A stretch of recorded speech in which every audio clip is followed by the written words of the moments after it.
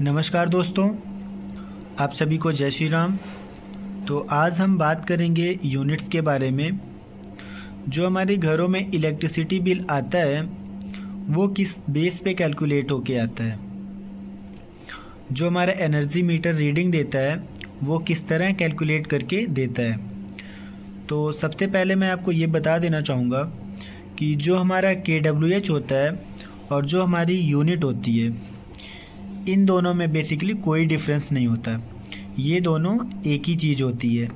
KWH और unit same चीज़ होती है।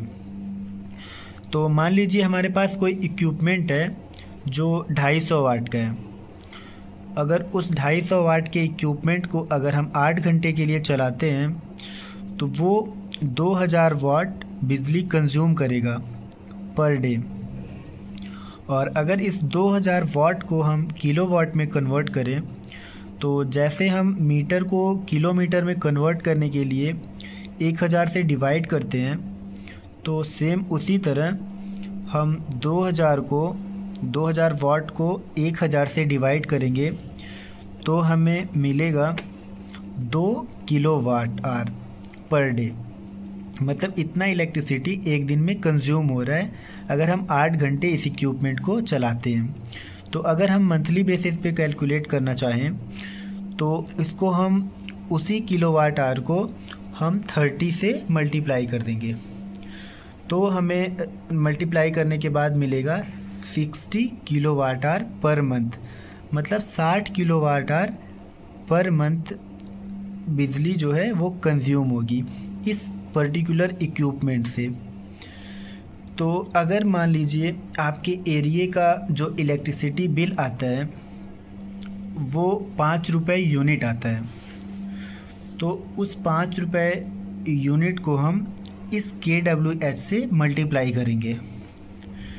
तो 60 को हम 5 से मल्टीप्लाई करेंगे तो हमारा 300 रुपीज़ ये हमारा इलेक्ट्रिसिटी बिल बनेगा इस पर्टिकुलर इक्विपमेंट से।